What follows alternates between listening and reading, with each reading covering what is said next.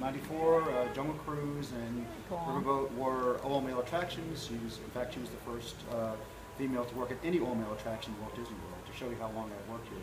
We had that. And of course, Natalie's here. Natalie was area manager here in the late 90s. You know, when I reflect on my 24 years... Thank you. When I reflect on my 24 years at Disney, there are three phrases which come to mind. First phrase is, Frank, you only work here for the money. The second phrase is, it's better to say you're sorry than to ask permission. And the third phrase is, we are the ones that we've been waiting for. In 1990, I was trained at Jungle Cruise right after the spiel was changed from the humorous spiel to the current spiel. After noticing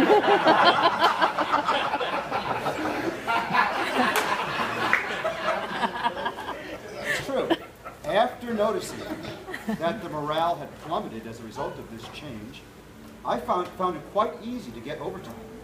In fact, for almost 3 years in a row, I was actually able to work 6 days a week, averaging $27,000 a year at a time when my hourly pay was lower than today's minimum wage. That gives you the amount of hours and some of these speakers have alluded to this.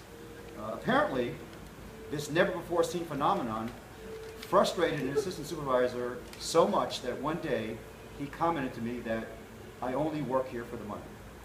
Turning 40 in 1994, I decided to work just 40 hours a week, and I thought I could just coast to retirement. That was not going to happen. Unfortunately, management, under the guise of something called performance excellence, expanded its ranks and adopted an attitude of, it's better to say we're sorry than to ask permission. Nevertheless, in progressive politics, there's another saying which says, we are the ones that we've been waiting for. Seeing that the other shop steward at the time was ineffective, I joined the union and became a shop steward myself. The rest is history. Union membership and ad libs skyrocketed when the cast members realized that one of their own, Frank Kubicki, was enforcing the union contract, and the manager even gave me the finest compliment that any shop steward could receive when he told me that I was the tail that wagged the dog. I'm not going to bore you with all the things that I've done. I'm just going to give you one, I guess, incident which I think summarizes how I work with management to get something changed. In 2000, and this occurred in 2006, bucket bid scheduling was a controversy.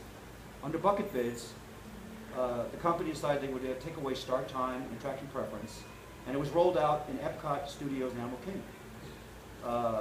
The union filed grievance that eventually went to arbitration, but still, the workers at Epcot Studios and Animal Kingdom lost their start time and attraction preferences. Luckily, and it's sad she's not here today, but luckily we had a general manager of the park who was sympathetic to our plight, because she had once worked as hourly in the area. Her name is Val Bunty. She was the area manager, not the area manager of the park, but the general manager of the park. And Jeremy and I talked to her about what bucket bids meant. In terms, it meant that people would not be able to preference their start time. They would have to start later in the day. They might not be able to make their daycare appointments. They might not go to school, a part-time job, etc. Because in our case, the park was open in many cases till midnight, 3 o'clock in the morning. Half the people would come in at 12. The other half of the full-timers have to come in after 12. Obviously, a big lifestyle change. So she allowed me to go follow the person from the scheduling department that was promoting this idea in the little sessions, and he would talk about how the union approved it, and then I was allowed to, after he finished, to talk and explain that the union was doing grievance, and this is graphically determined to explain what the issues were that were affecting cast members. But that's not enough. They still had a bucket bid, scheduled bid at Adler. During that bucket bid, I was going to be working for the union, so I was not covered by it, but I was the shop steward there. Prior to the bucket bid, we had asked that any people who were against it, they hand in a protest slip. It took a while, but little by little, I noticed some people who were not in the union were handing in protest slips saying they didn't appreciate the violation of their seniority. And it got bigger and bigger, and at the end of the day, more than half the people had handed in a protest slip. Halfway through the meeting, Val shows up at the, which I thought was kind of unusual, showing up for a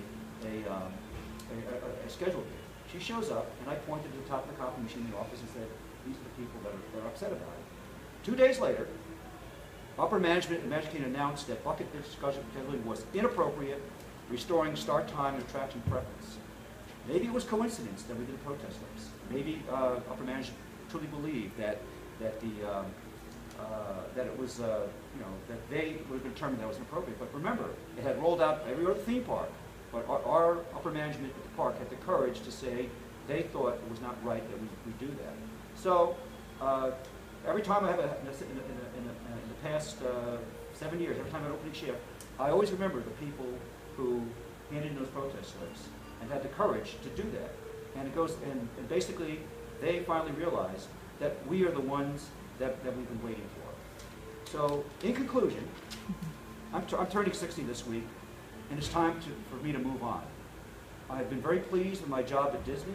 I can't imagine being anywhere for the last 24 years during 3 recessions, 2 wars, corporate restructuring, and still having a job where I have vacation, I have